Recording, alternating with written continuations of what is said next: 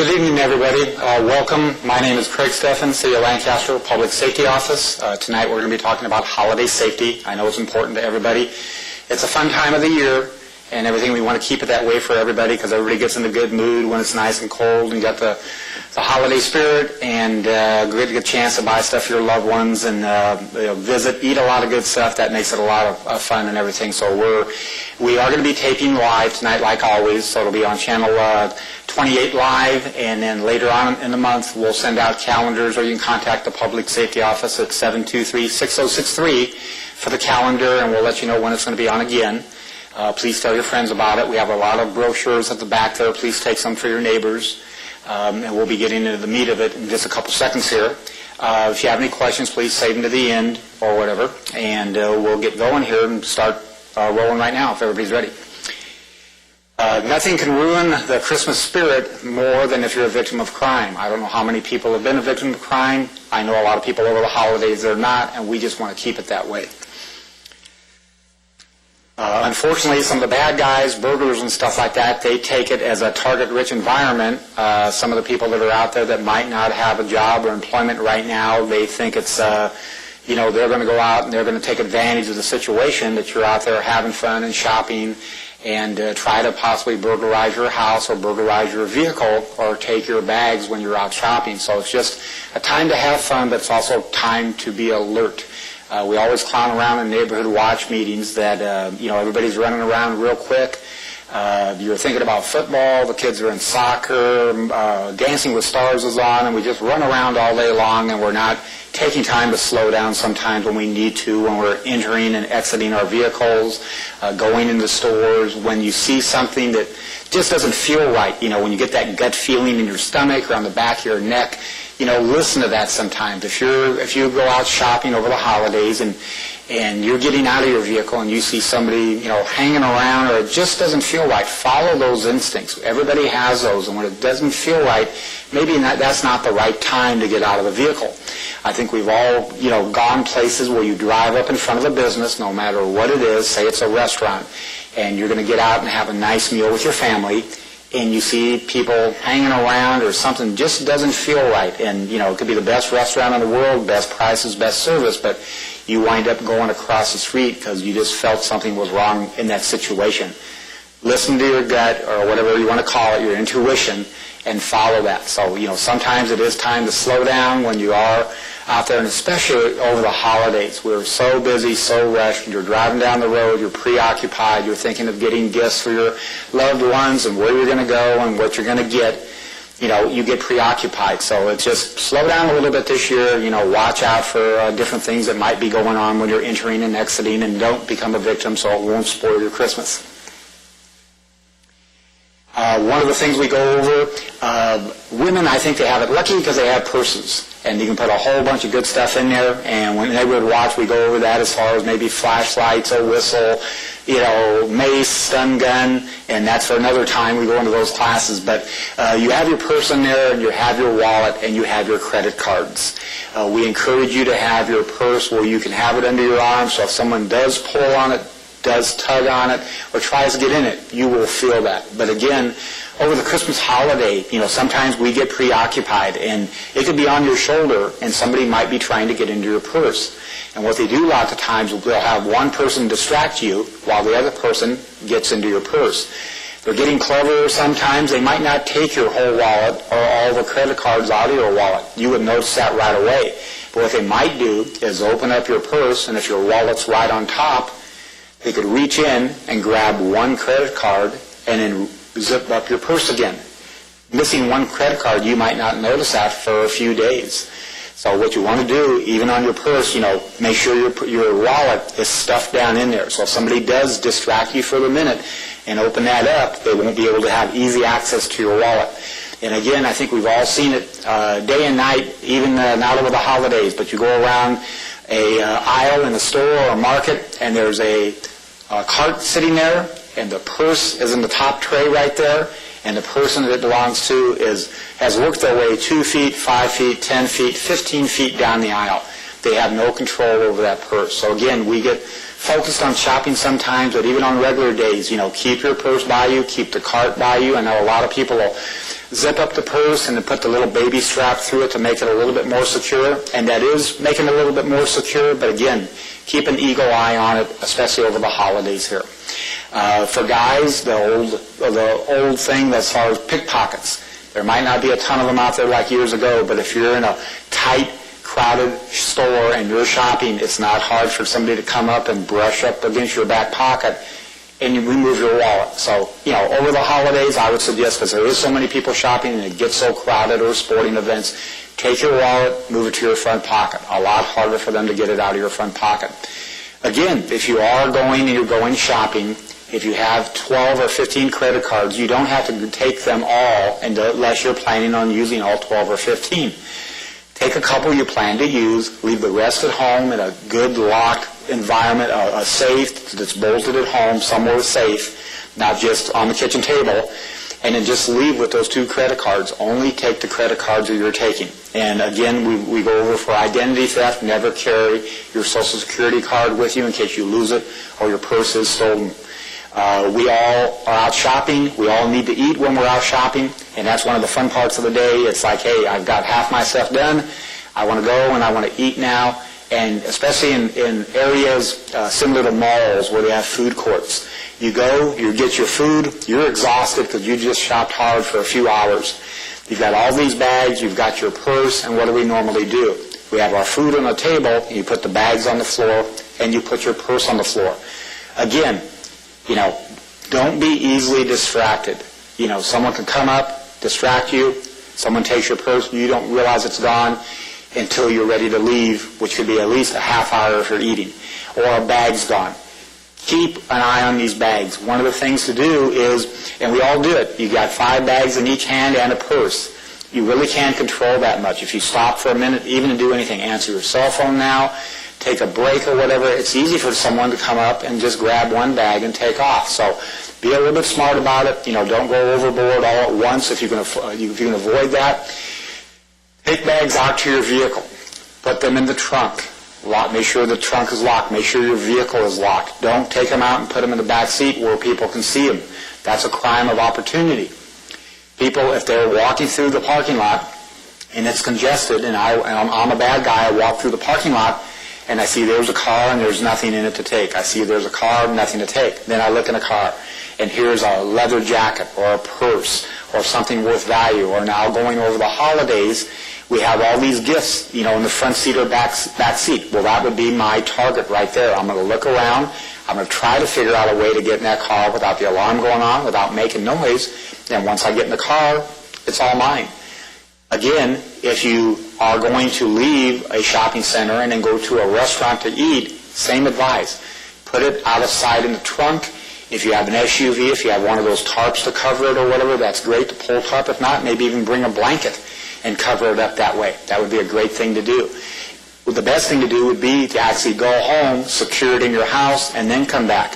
If people would be at the mall or shopping center or whatever, and they follow you, from your shopping area to the restaurant, especially on the holidays, there's a good chance you're going to be in that restaurant for a good hour.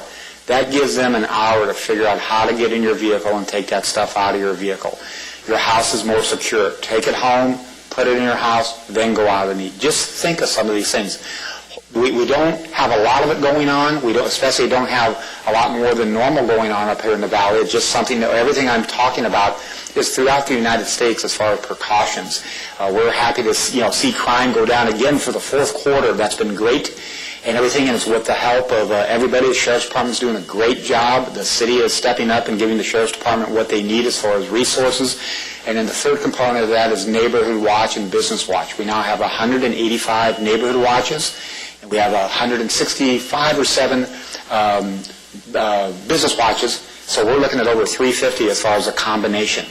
And those people are the eyes and the ears for the Sheriff's Department. So it's really working out good as far as them. When they see suspicious vehicles, suspicious actions going on, crimes in progress, they call the Sheriff's Department. So it really expedites things, and it's really cutting down on crime. And the word's getting out there that you don't want to be in Lancaster if you're part of the criminal element, because the Sheriff's Department is all over the place. They're at the parks, they're on the street, they're at the shopping centers. So it's working out real good and everything as far as neighborhood watch and business watch as far as that. So again, thank you for all you for everybody participating and calling in on suspicious vehicles and stuff that you see like that.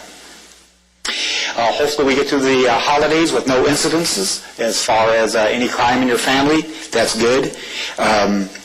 When you leave your house, just like normal, make sure everything is locked. Make sure your windows are all locked, your garage is locked, the doors are locked. Make it a hard target for burglars, just like we talk about in Neighborhood Watch. Make sure that everything is locked. If you have an alarm, that's great. Have that sign displayed. Dogs are great. Display a sign that you have a dog. Make it seem like someone's home. Have, especially now since it's dark at 5 o'clock, have lights come on and go off in your house with the electric timers. Leave a radio or TV on, so if someone does come up to your door and knock on your door, they'll think someone's there. The burglar does not want to go into the house with anybody there. They want the least resistance. They get in quickly, grab stuff, light stuff quick, and they leave quickly. They don't want you at home. And think, if you were a burglar or a kid walking down the streets of Lancaster and you were thinking about burglarizing a house and you looked at one house that had an alarm, had a dog, it appears everything's locked down and you go up to the front door and you hear a TV on, that wouldn't be a prime target. The house they're going to be looking for is a house without the alarm, without the dog, with an open window or open door that they can get into, and they're going to go up and knock on the door to see if anybody's home, and if they don't hear anything and they don't see anything any lights on, that's the house they're going to go after. So you can take those precautions that we mentioned and make your house a hard target, and please do that. Even if you're leaving for a few minutes. In summertime, we see it a lot. You come home, and you're trying to cool off the house, and you figure, okay, I'll just vent the house, leave the windows open, it's nice and cool, and I'll just run down to the mini market or store and get some milk. Don't even do that for 15 minutes. Make sure everything's locked when you're leaving. Don't openly display your Christmas tree and gifts at the front window. We do it. We've done it a lot in the past, but it might not be the best idea. If you have a beautiful Christmas tree there, and I agree it does look pretty, but if you have all your gifts around there, it just makes it another opportunity for someone to come up and possibly break the window. Just reach in and grab one or two gifts. Imagine coming home and having your nice front window broken and a couple gifts missing. Yes, the tree does look nice there. Maybe put the tree there and put the gifts somewhere else, or have the tree in another room, a center room or something where it's back and out of the way and not that obvious. And if you want something in your front window, place a second tree there that makes it look real nice and for the holidays. But again, try not to make yourself a victim by having it right there where somebody can easily come up and just break a window and grab a gift like that. Don't advertise that you're taking off for the holidays. We see that over all the holidays. Labor Day, everybody cleans up their fifth wheel and their bikes, and they're ready, and you're out there on the street, and people that do go down the street, they can see when people are getting ready to take off for a vacation. Again, if you're on your block, if you're out shopping and you run into someone, it might not be the best idea to say, oh yeah, we're taking off for a week, and we're going to be out of state and enjoying the holidays. You never know who's around you nowadays. You could have somebody, pretty close to your house. They're in the store with you. They just follow you home, and they see where you live, and they know now that you're going to be gone a week. Or if you have a phone message machine, if you're not going to be there, it's not the best idea to say, hey, you've reached the Wilson's house. We're gone for the holidays. Please leave a message. If they can find from your address, or your phone message and backtrack or reverse call and find out where you live, they know now that you're gone for a whole week. So it's not good to advertise that. If you have a newspaper delivered, cancel that, or the best thing to do is tell one of your neighbors, as we say in Neighborhood Watch, let one of your neighbors know that you're going to be gone for a week and have them pick up the newspaper.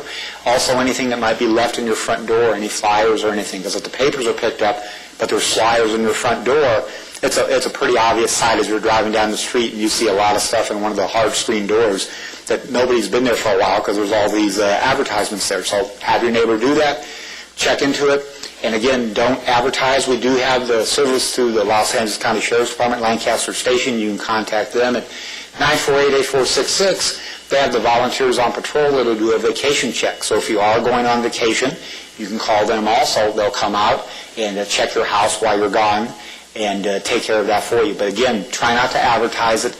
In Neighborhood Watch, we promote that and everything. It doesn't mean that everybody on the block knows each other and you watch out for each other, but you might only have one or two best friends. It doesn't mean everybody's your best buddy and hanging with them 24 hours a day, but when you're taking off, let your good neighbors know across the street that, hey, I'm going to be gone for the weekend. Keep an eye on the house. No one should be there. If you see somebody up by the front door playing around, call the sheriff's department. Be a good witness at that time. Let them know what you see when you call into the sheriff's department so they can get out there and find out what's going on.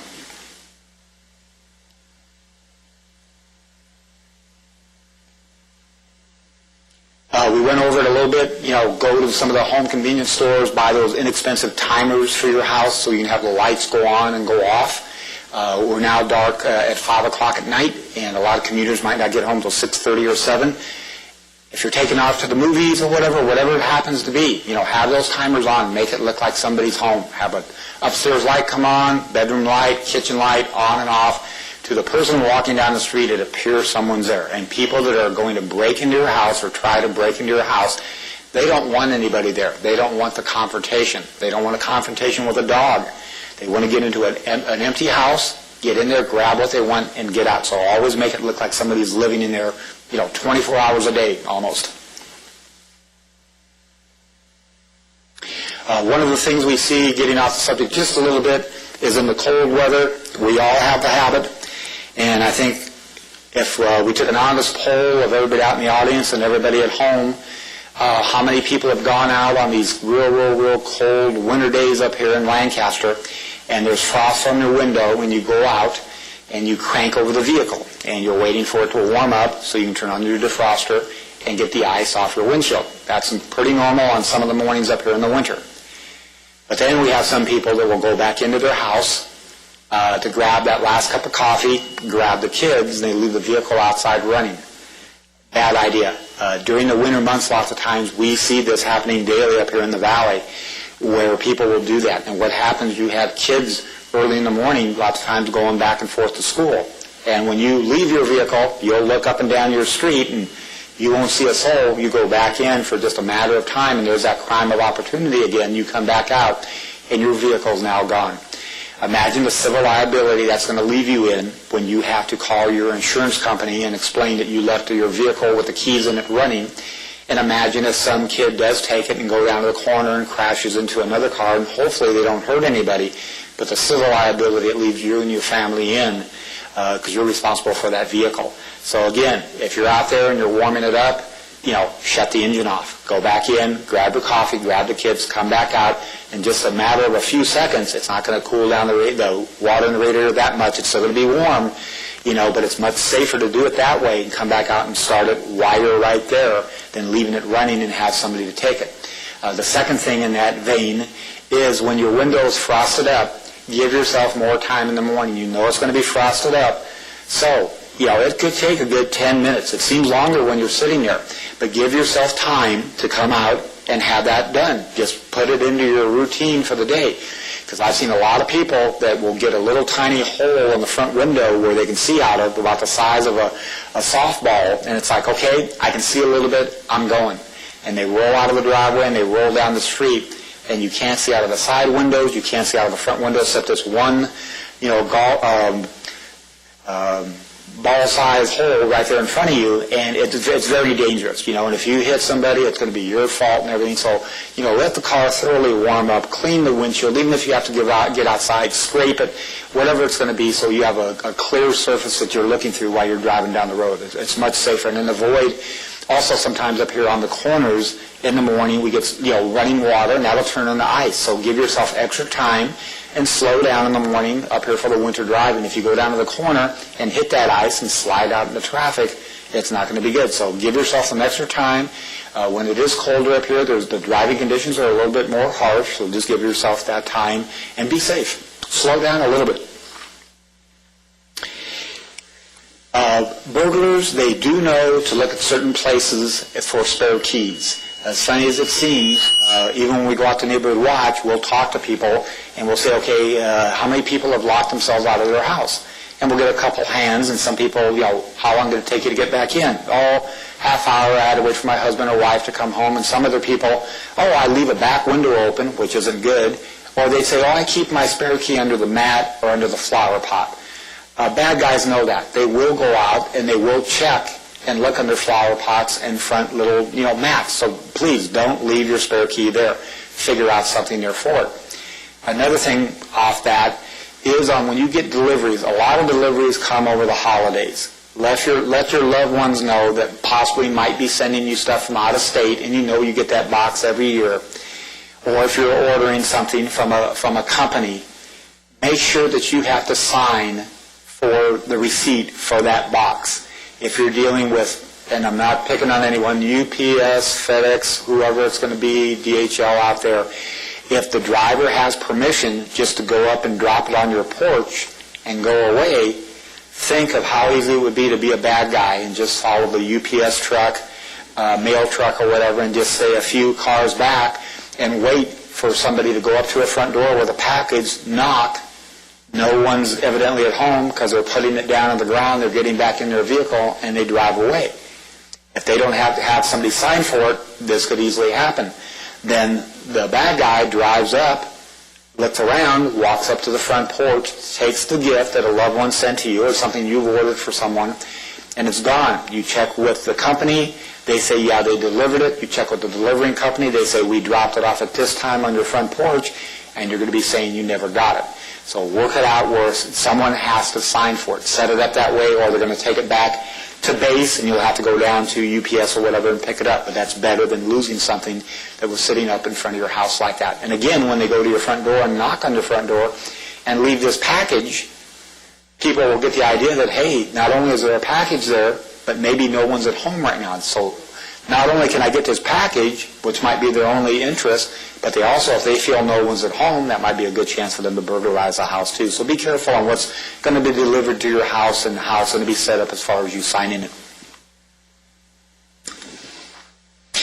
When you do get gifts, and they're brand new, and you get a big screen TV, or you get this new computer, or expensive, whatever it is, camera, after you get it, the next trash day, don't put that box out there so everybody that drives up and down the street can see, oh, you just got a new TV, you got a new computer or laptop, you got a new, whatever it happens to be worth of value. That just lets them know that this is now in your house.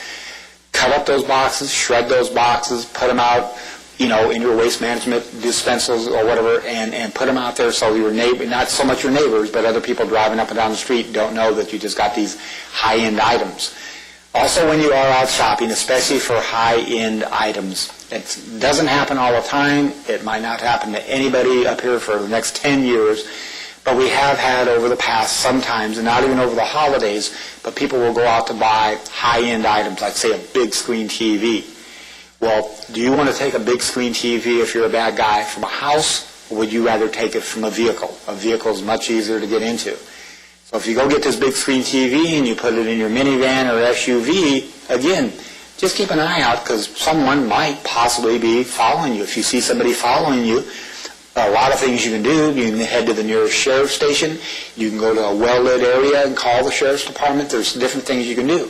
But keep an eye on your vehicle. We did have this happen a couple of years ago where somebody went, it was one of the holidays, I believe it was Father's Day, they went and got a big screen TV and went home and actually drove in their garage and went inside for a minute, locking the vehicle, but when they came back out, the neighbor from across the street came running over saying, hey, they just broke into your van and took your TV. And they backtracked and they found on surveillance tapes that they were at where they bought the TV, and they followed them to the gas station afterwards. So it's just something that it's an easy target for like big items like that. So just be aware of your surroundings and on any of the shopping that you plan on doing. Up here in the valley, it's kind of nice because most every shopping area that we have or shopping center, you have a parking lot that's associated with the store. So it's not like being in a congested area similar to LA where you might be parking down a dark street and around the corner, which makes things a lot worse. We always encourage people to do their shopping in the daytime if they can. If nighttime is the only time you can do it, understandably, but do it with a loved one or a friend or companion. It's always better to have somebody with you. 4 eyes are better than 2. You can watch out for each other, and it's always better to travel that way. But just be aware of your surroundings, and when you are getting in and out of your vehicles, again, look around, see what's going on. If you don't feel comfortable, leave. We tell Business Watch members this also. Like, again, you can have the best service, prices, food, whatever it is if it's a restaurant, but if people are afraid to go into your lot because you're not taking care of people loitering in front by calling the sheriff's station and informing them that what's going on, you're going to lose business. And to a business owner, that's the bottom line, making money. So again, you've got 2 restaurants to choose from. You'd love to go to this one, but you just don't feel comfortable because whoever owns that restaurant or store isn't maintaining the lot, isn't calling the sheriff's department for problems in the lot, so you wind up going across the street. So again, be aware of your surroundings when you're going to stores and coming out of stores out to your vehicle. Don't, if you have one of the old-fashioned mailboxes, don't post your name on the family mailbox. We all used to do it. It looks nice and everything, but it's a good time to get away from that. If somebody can put an address with a name and call and get a phone number and start getting more information from you, they can possibly pose as you. You know, it's just not a wise thing to do. And if you have any of the old mailboxes that you put the mail in and put the flag up, that's a clear indication of the mailman that he needs to pick it up. But it's also a clear indication that you have mail in that box and someone can get in there to take it. So if it's an outgoing check, incoming check, much better to, on the old stuff like that, go to the post office, do your mailing at the post office, or actually get a post office box. It's much safer for you. Again, we discussed don't leave a message on the phone that you're going to be gone for the holidays.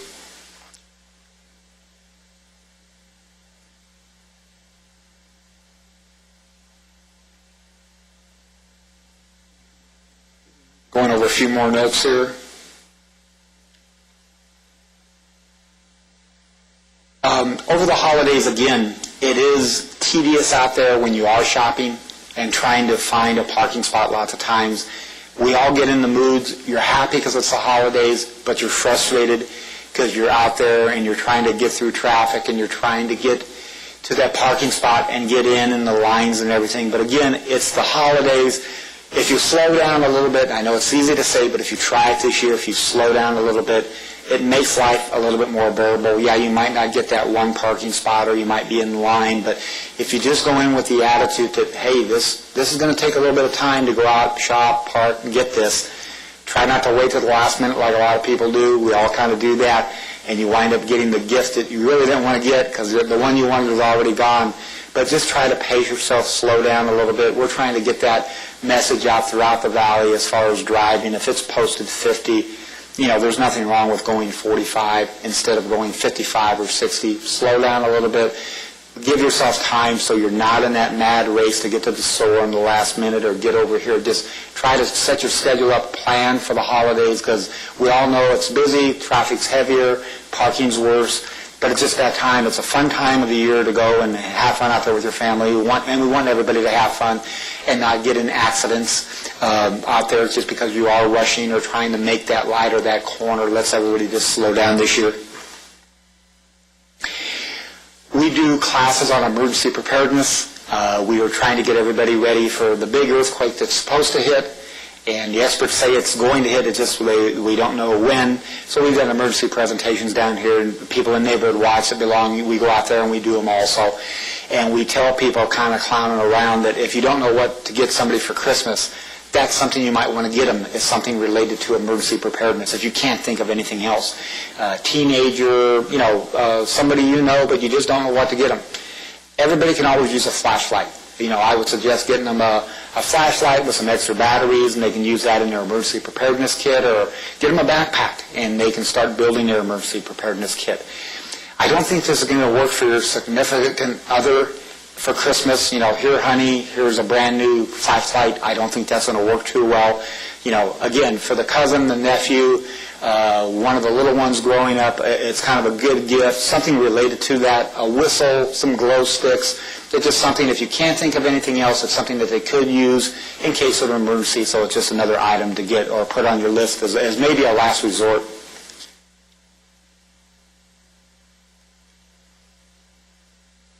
Again, shop in the daytime rather than nighttime. Always go with a friend if you can. Keep your vehicles in the trunk or bring them home. Don't leave them exposed in your vehicle. When you walk up to your vehicle and you're getting back to it, Again, we're not trying to make people paranoid. We just want people to be precautious. As you walk up to your vehicle on a regular thing, you should kind of just glance into your vehicle and see if anything looks disturbed or if anybody is in your vehicle. If you walk up to your vehicle and you're 20 feet away and you start hitting the remote, usually if you hit it once, the driver's side door will open. If you hit it more than once, all the doors open. If you hit it and you're 25 feet away and somebody hears that, they could easily just get in, slip in the back seat easily. So again, do the one click that opens one door. If you've got the whole family going and you're opening all the doors and you've got more eyes, again, you don't have to look in the back seat every time, but just every once in a while. It's just for, you get in habits of doing this, you do it, you're security conscious, and it just becomes normal. It's not that you're paranoid, but it just becomes part of your daily routine, and you don't think it's abnormal, and you don't even think you're doing it, but you wind up doing it. You wind up looking at your car as you're walking up to it. You know, you see if your tires are inflated. You don't want to be driving with underinflated tires. You go to the back, you might look at the other side. I do that every morning. I do it sometimes without thinking. I just look at my tires to make sure they're inflated. You look at your car sometimes to make sure if there's no dings or dents on it. It's just one more thing to add. Look inside your vehicle before you actually get in it. If you do feel, again, like I say, you're out shopping or any time and you feel you're being followed, go to the nearest sheriff's station, go to the nearest fire department, you know, anything that you respect. Go to a busy shopping center. If you feel that person's followed you to the shopping center, pretend like you're going into, say, the possibility market. Keep an eye out. Go in, tell the manager somebody's following you, have them call, or you get somewhere with your cell phone so you can see what the person is doing out there. Call it in. Hey, this person's following me. They're out there, and give a good description, the best description you can. You might not have a plate.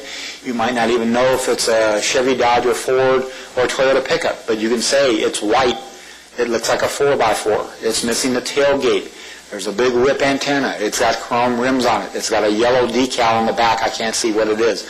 But give a very good description of what you're looking at when you call the sheriff's department. But don't be foolish and have that feeling inside and know that someone's following you, and take them all the way home to your garage or the front of your house, and then you're confronted by these people. If you think someone's following you, whatever you need to do, slowly, safely, you know, take a cruise around the block and see if they're still on your tail. And if they are, that's not the norm. Like I said, go to a well-lit area, sheriff station, you know, fire station, and let them know what's going on. Avoid carrying large amounts of cash. I think now we all live in the plastic age. But again, over the holidays, don't go walking out with a large amount of cash in your wallet, purse, or in your pocket.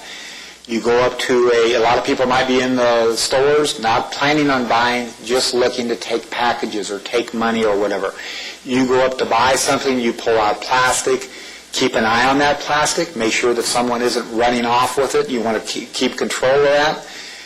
Secure your PIN number, even if it's right in the open and there's big crowds, put your hand over it, pretend you're hitting other numbers to keep that secure from other people in the back. But again, if you have a lot of cash, you can imagine what that looks like. You whip out this large roll of cash and you've got 20s and 50s and maybe a couple of hundreds and you're handing it out to buy something. You don't know who's behind you, right? They could try to steal your purse, steal your wallet, or actually take it from you. So again, don't carry a large amount of cash, or carry it in separate areas. A little bit in one pocket, a little bit in another, a little bit in your wallet, so you're not pulling out a big wad of cash all at once. We went over the bit as far as purses. Like I said, you've got it lucky as being a woman. If you are out there, you've got this purse, you can hold it under your arm, you can bury the wallet way down inside, you can gain control of that and keep control of it. If something does happen where you would be outside the store, and think about this, not just for the holidays, but think what you might do. If someone comes up and asks you for money, what are you going to do? I know it's the holidays, and out of the kindness of your heart, you might want to give them money, but again, think of what you're going to do. We suggest not giving them money. We have a lot of resources up here in the valley besides Grace Resources and a lot of agencies to help people that are homeless, that need a helping hand.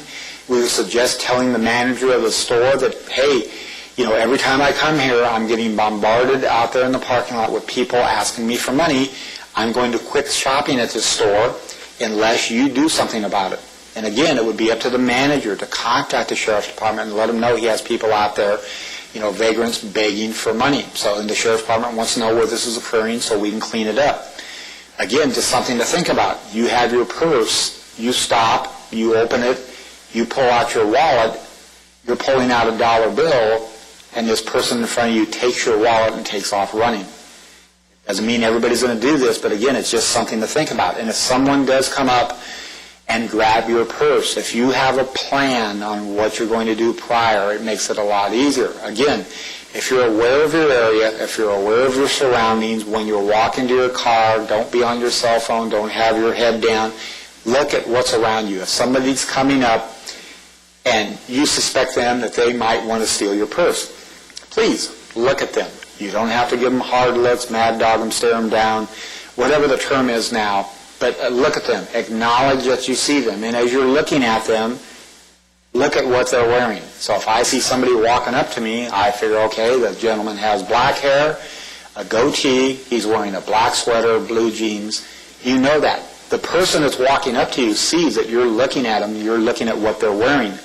They realize at that time that you might not be an easy victim. You're looking at them, so if they come up to take your purse or package, they might have to struggle with you because you're aware, you're looking at them, you've seen what they look like, you can describe them to law enforcement. On this other page, if you've got your head down and not paying attention and they figure they can come up and snag your purse or snag that bag, because you're not aware, they're going to have it and take off running and you won't even be able to identify them because you haven't seen them and had a good look at them, you can become a victim. So when you're out there, again, we're not telling you to fight. Just look at the people, acknowledge you see them, see what they're wearing, be a good witness. You have to judge in your mind what's more important, your purse with a couple $100s in it or your life or being injured, and especially over the holidays. But if you have a plan, if you're watching, if you're alert or whatever, and you don't put yourself in these situations, you might not have this ever happen to you. Again, if you can avoid the situation that you're going to put yourself into. If you drive into a lot and it's not well lit and there's people hanging around and you have all these obvious signs of what's going on and you still choose to stop your car, get out and walk into the store or market, you're asking for trouble because you can see it might not be the best well-lit area. And again, we're on Business Watch heavy to make sure everything's well-lit. They're calling in on people that are vagrants or problems and everything to make the whole city of Lancaster the way 95% of it is. It's great and it's good for shopping and everything's going good. So again, your power with these businesses is to let them know that you're not going to come back to these stores if they're not making their lot safe and calling in on these vagrants or people begging or whatever they happen to be doing, just hanging around outside, music, whatever it is. You don't feel comfortable, I wouldn't stop there, and if you do, at least let the manager know what's going on and you plan not to shop there anymore. Again, over the holidays, a lot of Christmas parties. You have Christmas parties at work sometimes. You're going to Christmas parties. It's a time to have fun, but again, don't drink and drive. Have a designated driver. Please have a designated driver. Have it set up with friends that they'll come pick you up, or have it set up with the people that you're going to the party at if you want to spend the night or whatever, but don't drink and drive. Your life can be spectacular. The holidays are spectacular, and all it takes is one small wrong decision. Actually, it's a big wrong decision, is to drink and figure, okay, I'm not that bad. I'm going to get behind the wheel of the car, and I'm going to make it home. And if you crash and hurt someone or hurt yourself, it's not a good feeling to be in. It won't be good financially. It won't be good as far as if you're hurting someone, living with that for the rest of your life. Again, don't drink and drive. Have a designated driver along there, with you. If you have insurance companies, no matter what it is, Allstate, AAA, whatever it happens to be, check with them because a lot of times over the holidays they have programs set up where if you are somewhere, they can set it up and possibly get you a cab or get you a ride. But, make the smart decision. Don't drink and drive ever. We want everybody to have a good Christmas this year. We haven't heard a lot of stuff over the past years as far as a lot of the stuff we've just been covering. It's just more of reiterating what we go over all the time at Neighborhood Watch, and especially over the holidays. We went over the gifts for flashlights, and again, like I said, that's not for your main significant other. That's for someone, a cousin, a younger child or whatever. Give them the stuff for the emergency preparedness kits. It seems to work out good. We want everybody to have a good Christmas and happy holidays. Make it a fun time of year. I love it because it's cold. You got the good music. Everybody brings food in. I try not to eat it all, but it's a good time of year. We want everybody to stay safe. If you do see crime going on or suspicious activity going on, please contact the sheriff's station. And if it's in your neighborhood, fine. But if you're out shopping and you're getting out of your vehicle and you look over there in the lot and you see somebody which appears to be breaking into a vehicle, that's the time to be a good witness. Look at what you're looking at. Get on your cell phone. Don't dial 911 on your cell phone because that's going to go down to CHP in LA and you'll hear pretty music for a while and it delays things. Have the number programmed to the Los Angeles County Sheriff's Station, Lancaster Station, plugged into your phone, the 948-8466. Hit that. It'll go right to the station. It'll come in as a normal call. If someone picks up and says, can you please hold, let them know this is an emergency if there's a crime in progress.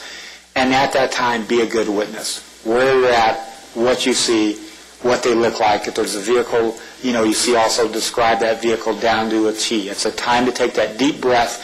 You're seeing it go on. Call the sheriff's department. They need to know. If it was your vehicle, you'd want somebody to call in on yours. Again, lots of times we get to that moment and you're thinking, should I call? Shouldn't I call? Yeah, I guess I should have as you're driving away. You should. If you see something going on like that, if you see a disturbance in the parking lot, it looks like a fight's going to start, it's a husband-wife type thing you think or whatever, but it might not be. It might be somebody trying to abduct somebody. If you don't know what it is and you get that feeling that I should call, just right there. Don't double think it, triple think it. Call in, be a good witness. Let the deputies get out there, let them sort out the facts. If it's nothing, it's nothing. It's better to err on that side than to have somebody get abducted, have a car get broke into, or something like that. Again, I'd like to thank everybody for coming tonight. We are live on Channel 28. If you have any questions, you can call us at the Public Safety Office, 723-6063. This will be rebroadcast during the month on Channel 28. We will have the calendar for that. So again, if you want a calendar sent out to you, please contact us. Again, 723-6063. It's also on our city website with other presentations we've done on identity theft, burglary prevention. Please log on there. We have a lot of information now on our city website that's easily accessible on different programs that we have and different flyers you can see and everything. So please feel free to log on, and we want everybody to have a happy holiday and enjoy the holidays this year. Thank you, everybody.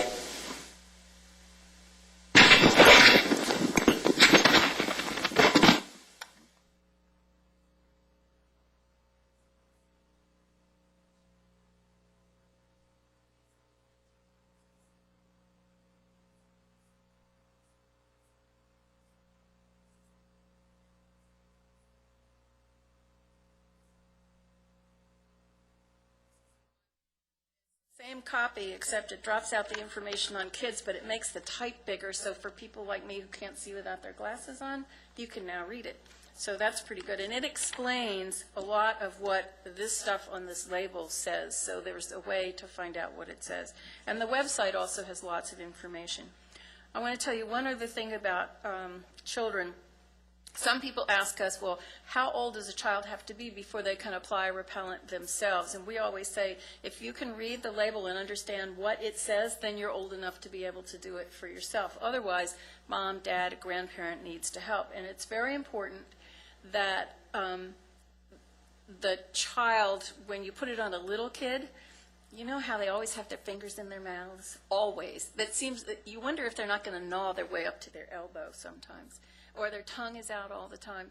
So you don't want to put it on the fingers of a toddler or around the mouth of a toddler who's got his tongue out all the time, because it tastes awful, beyond awful.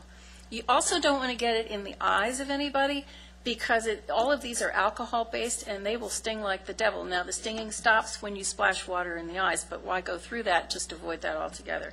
So if you're going to spray it on a child, spray it on the skin, smooth it on. To put it on their face, do it like you do on your own face, spray it on your hands, smooth it on, and you're done. Thank you.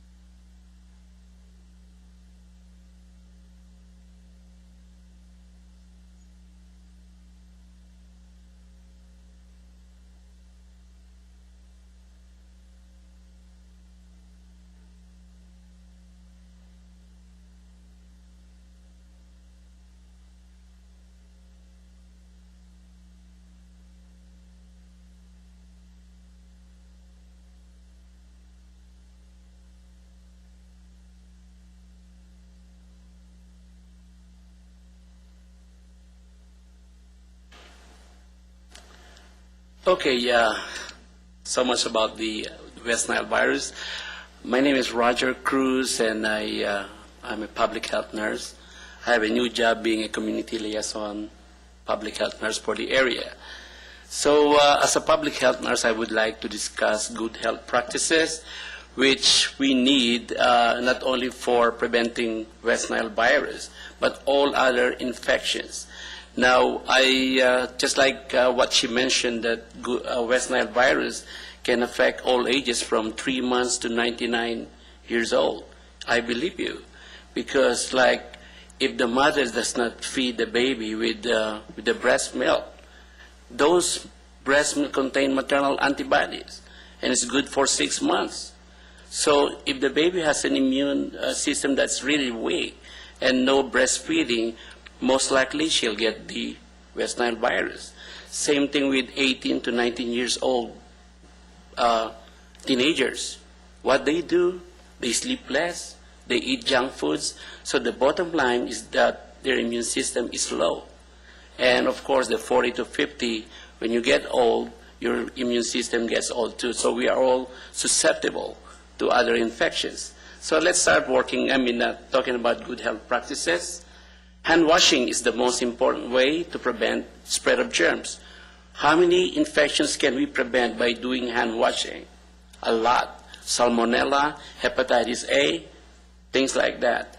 It reduces your chance of getting many diseases. Always wash your hands with soap and water, and using the bathroom, diapering a baby, and before preparing food. At least 15 seconds. Wash your hands count 15 seconds.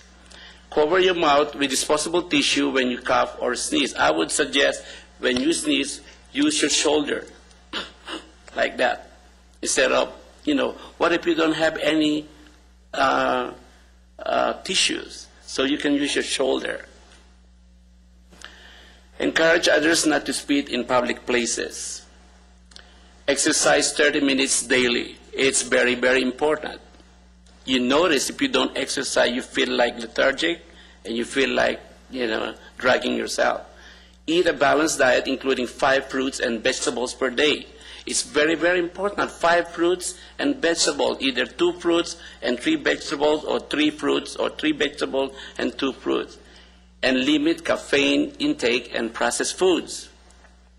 Get 7 to 8 hours of sleep. Teenagers don't do that. I have teenagers, that's why I know. Update your family's immunizations, keep a record. Make sure you get a flu shot this season. I put up some flyers there for the seasonal flu shots in the Antelope Valley area. Most illnesses are caused by 2 kinds of germs. Bacteria can cause strep throat, some ear and sinus infections. Antibiotics can work. Viruses cause the common cold and the flu. Antibiotics do not work. It's 2 different things. Only buy antibiotics with a prescription from a healthcare provider. Do not self-medicate or use other people's medication. How many people are doing that? Especially when we have cases of chlamydia, they share the medication and then they come back to our clinic. It says still not working because they share the antibiotic. They didn't actually complete the treatment. Take antibiotic according to doctor's instructions, finished doses. What can I do to protect myself and my family? For all emergencies, prepare as for an earthquake or other emergencies. We're expecting a big one. Keep enough supplies in your home to meet your needs for at least 3 to 7 days.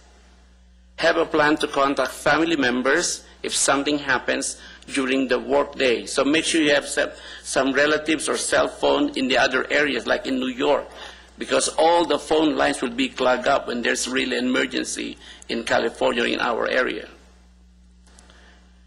These are suggestions like 3 to 7 days worth of supplies and water, food that will not spoil, can opener for canned food, 1 change of clothing and footwear per person, 1 blanket or sleeping bag per person, first aid kit with family's prescription, don't forget your medications, emergency tools, a battery-powered radio, flashlight, and plenty of extra batteries. sanitation supplies, special items for infant, elderly, or disabled family members, extra pair of eyeglasses, important family documents stored in a waterproof container. Keep a smaller kit in the trunk of your car. Extra set of car keys, a credit card, cash, or traveler's checks is suggested. Possible reaction in a stressful event people may experience: anxiety, fear, anger, sadness, difficulty sleeping and concentrating, loss of security, physical symptoms, increased use of tobacco and alcohol. Coping skills, deep breathing, and mental imagery. Picture yourself doing something pleasant. Focus on well-being, focus on the support systems you have in place, family, friends, pets, and etc. Volunteer with your church, school, or other agencies to gain a sense of control.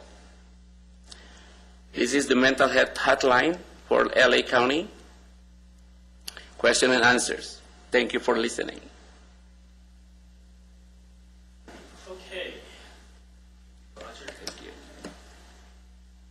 So you've heard tonight from a lot of our experts who've come out here tonight to talk about West Nile virus and what to do from public health. If any of you folks out here have any questions or comments, our folks are here available to answer any of the questions. So I'll open it up to the floor. Do we have any questions? Yes, ma'am.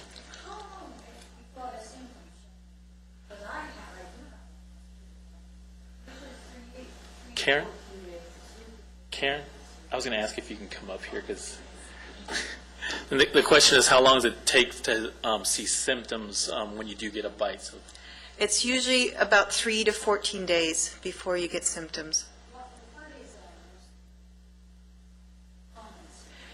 Severe headache. Then a lot of people say they have sharp pains in their eyes. Some people show rashes and muscle weakness and aches, just like, when you get the flu, when you really just don't want to get up, when you just feel really bad.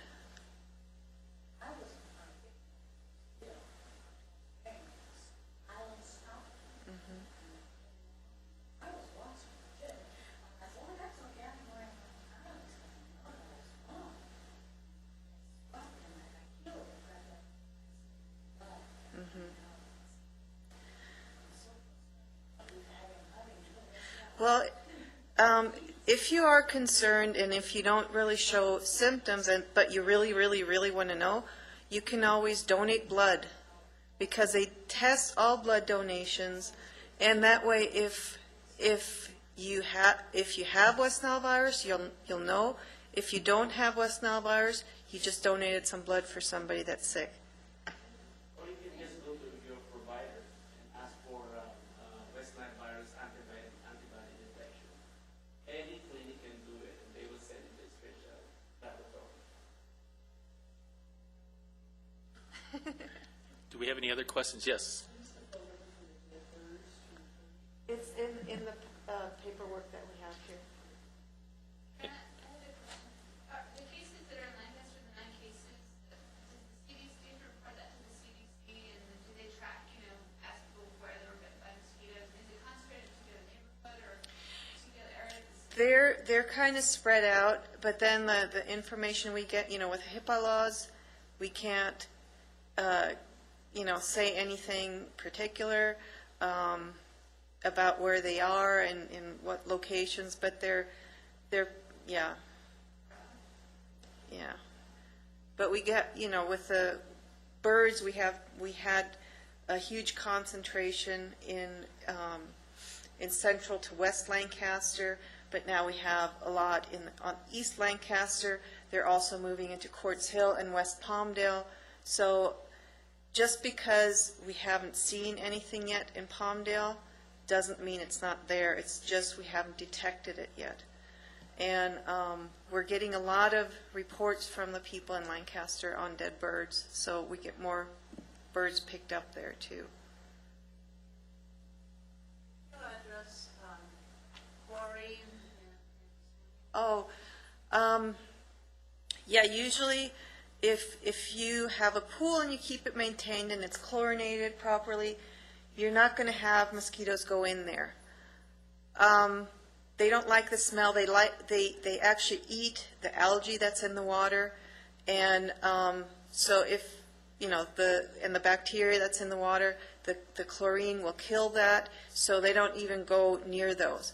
But if you have a green pool that already has mosquitoes in there, and you dump chlorine in there, it's not really going to kill them.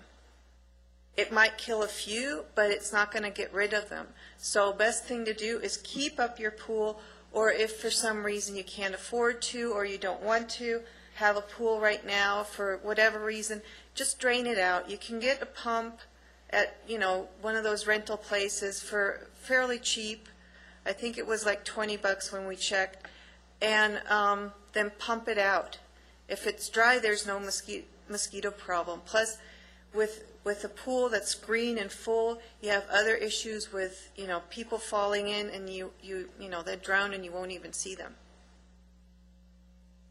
Anything else? Yes, ma'am.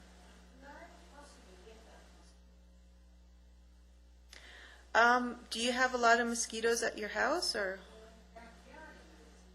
Okay, we can set up a trap in your house if you give me your information, and we'll set a trap there to see what's going on. If I had a pond or, say, a large fountain or a horse trough, could I get mosquito fish from you to control the Yes. larvae? If you have a smaller container with water, dump it out at least once a week. If you have bigger, those huge horse troughs, fountains, ponds or something like that, we have mosquito fish that we give away for free at our office. Our phone number and address is on the pamphlets. Just give us a call ahead of time to make sure that we have fish. Sometimes we kind of run low on supplies, and I don't want you to make a trip for nothing. We're located just here in Lancaster off L4 and 6th Street East, so it's not that far. But, they're like little guppies, and they reproduce really well and are hardy, and they can be in all kinds of situations and get rid of the mosquitoes that way. Great. Any more questions? Well, we thank again everyone for coming out tonight and hearing the presentation. Again, I do encourage you to go back to your neighbors and have them. We'll have this up on our website probably within a week, hopefully earlier than that, but I can promise you a week. And then again, we'll have this up on our programming for our Channel 28 government channel there. And I want to thank Karen and Barbara and Roger. Sorry, Roger, and Judy as well. Judy's actually come from the East Coast, so we do appreciate her coming in to give this presentation. And they did this also at the City of Palmdale, so we do appreciate her and Susan, who was here earlier this morning doing a presentation at the Senior Center, coming out to do this presentation. And I'll invite you to come back out here and offer the product if that's what you'd like to do. Please come forward before you leave and take some literature home and take a product home with you so that you're protected. Okay? Nice to see you all tonight.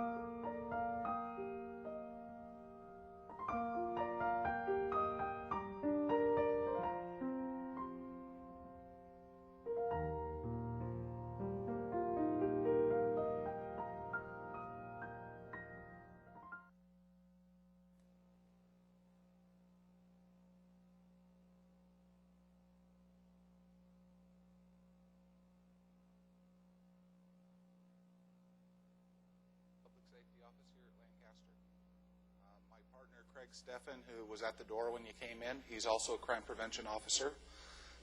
Looks like it's going to be the two of us tonight. Trevor Banks was going to come over from Lancaster Station. He's a detective with our Lancaster Sheriff Station, but he has not gotten here yet, so maybe he got held up doing something else. We'll have to see what happens, but we'll wing it.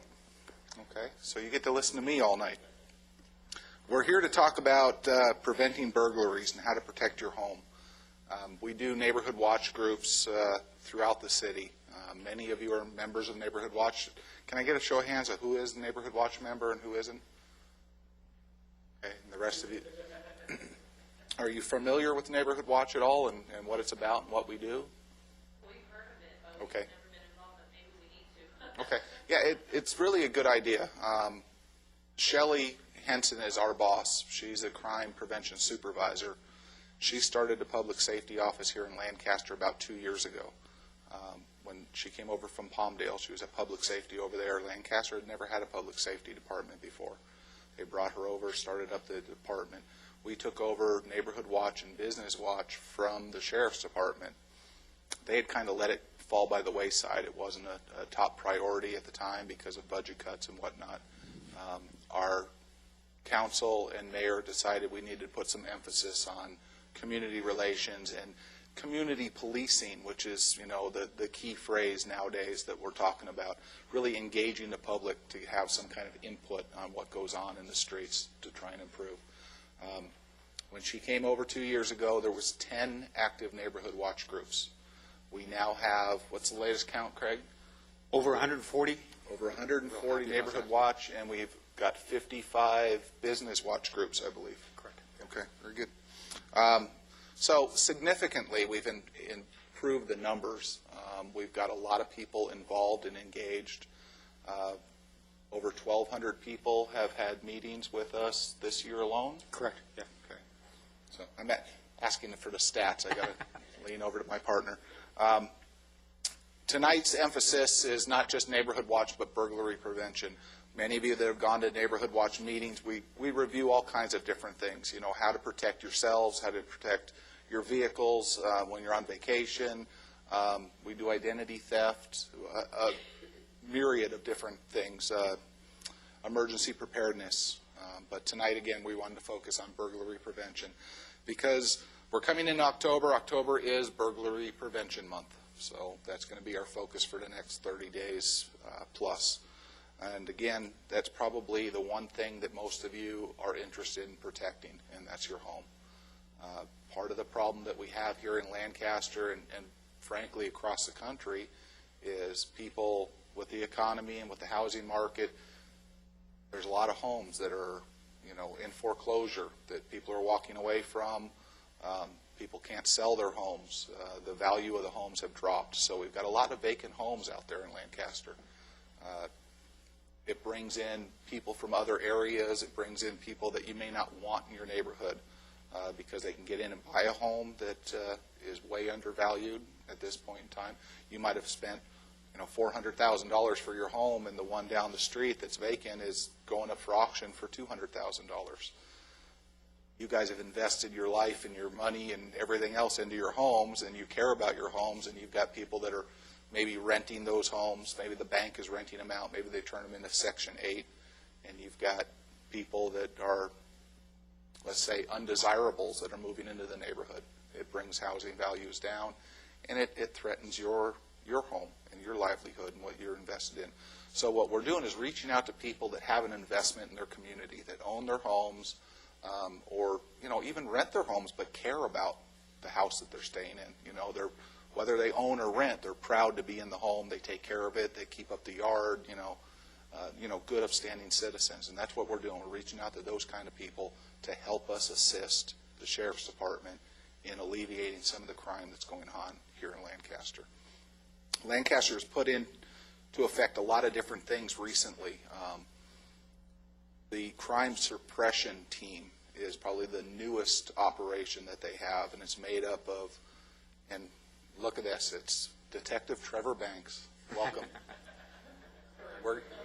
We're going to get a microphone on him and have him speak to us at some point in time. There's one back there for him. Thanks, Trev. Okay. You threw me. I was in the middle of a roll there, and you walk in. Okay. I can leave. No, you're not leaving.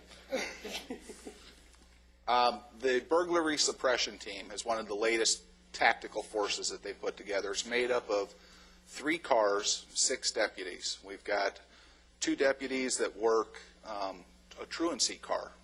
And the truancy car really benefits us in a lot of different ways. One of the things, we have burglaries that are taking place in Lancaster. The majority of them are being committed by juveniles. They're being committed in the middle of the day. So we've got a burglary suppression or a truancy task force car. They go out and they look for kids that are of school age that should be in school. They're picking them up. They're bringing them back to school. So it gets those kids that may be committing the burglaries off the streets. That's the one thing. It puts those kids back in school. That's the second thing, because average daily attendance, every school gets paid for the kids to be at school. They've got to be in attendance in order for the state to pay the school. And then the third thing, hopefully the kids being in school are going to learn something and, not be committing these crimes. Now, the city of Lancaster has taken tax dollars to pay for this truancy car, and it's a significant amount of money, over $300,000 a year. But if we can increase the daily population in the schools by just 1% in Lancaster, they figure it's going to bring the school district $1.5 million. So it more than pays for itself to do that. And that's just a 1% increase back into the school. And there's more than 1% of the kids out there that are truant from school. So, yes, sir.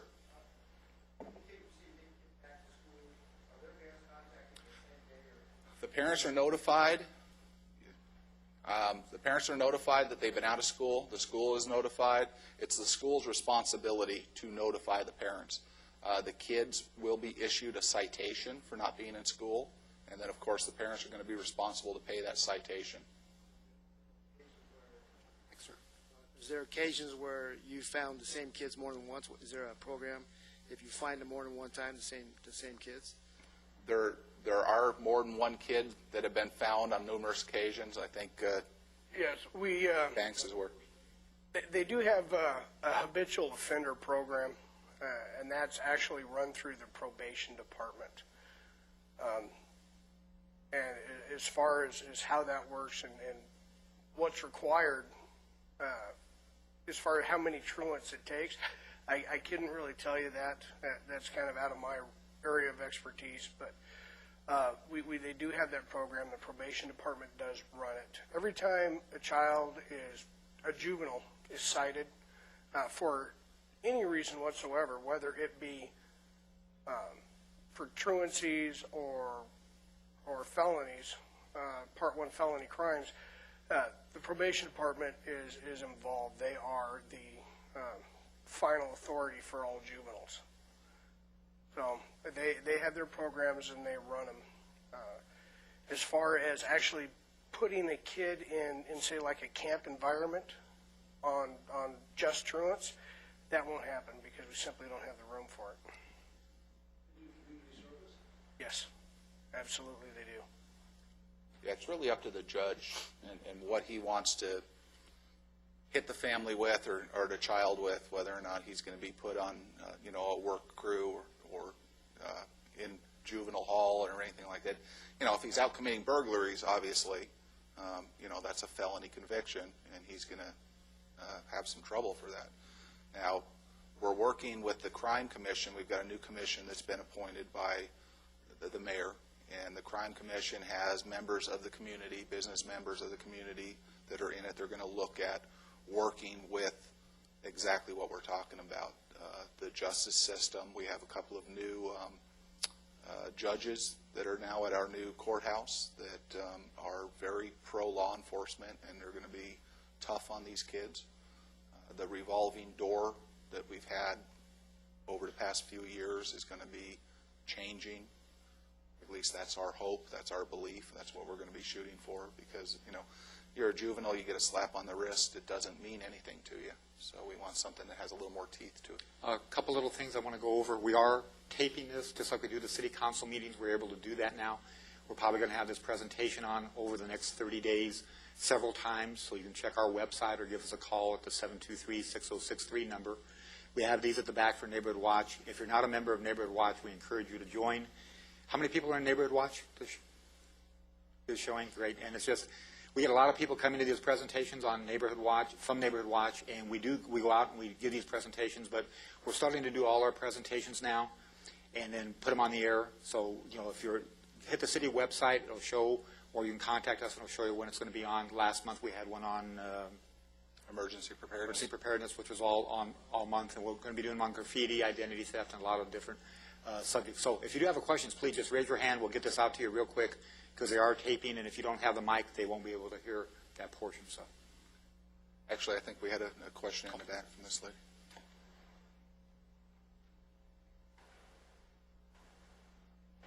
So how does the truancy car find these kids? I mean, if they're like, I've got kids in my neighborhood all the time, all day long, every day, Well, am I supposed to call somebody? Absolutely. They patrol the neighborhoods. They patrol the neighborhoods around the schools. Let's take Eastside High School, for example. They will patrol that area around Eastside High School between maybe Eastside and that Walmart that's there on Avenue J, because that's where the kids gravitate to the mall or to the Walmart, whatnot. Yeah, I've got a So middle they drive school, around. a high school, and a Walmart. Yes, So, but yeah, they we get 'em. absolutely want you to call Lancaster Station at 948-8466, which is the direct number to Lancaster Station. Call them, let them know we've got kids of school age that are out in the streets screwing around. I know you have a truancy car. Can you send it over this direction? They want that information. Okay. Okay. Now, we talked about the truancy car. Now, this is a burglary suppression task force or team, and we have two other cars. And one is a burglary suppression car, and they really just drive around looking for suspicious activity, suspicious vehicles, people that just don't fit into the neighborhood. Whether that is profiling, if you want to call it that, I don't believe it's profiling. I believe it's good police work. They're looking for people that are out of place in the middle of the day. They're taking a look at, the gardeners that are working in the housing tracts during the day. Paying attention to the people that are. A lot of the housing tracts are relatively empty in the middle of the day because people are working. They're gone at work. They may be working down below. They leave at dark, 4 o'clock in the morning. They may not get home till 6 o'clock at night. So that leaves them vulnerable for all that time. So they're driving around, they're looking, they're trying to pick out areas where they target areas where we've had prior burglaries. And, they will tune in to certain things that are going on. Yes, sir.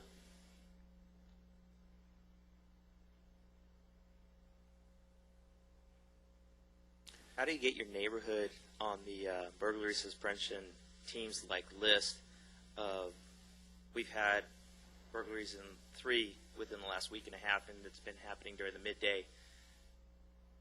Well, Thanks. they're probably on the list. What they do is how the team is deployed is they will actually review the statistics, the burglary statistics from a weekly, bi-weekly basis and determine where the most significant number of burglaries we're having is occurring, and those are the areas that they concentrate on. And several factors go into that time of day. They don't just deploy during the daytime, although primarily they do because that's when most of our burglaries occur. But if we have one area that's getting hit with a lot of nighttime burglaries, then we'll deploy them at night to cover the time that these burglaries are occurring. And that's how they select the areas that they're going to hit. Whoever's got whatever area's got the highest number of burglaries is the area that they concentrate on. Yeah, with the 3 that's happened, in our neighborhood, I've been in that neighborhood for about 10 years, and that's 3, maybe 4 within the 10 years that I've lived there, maybe 5.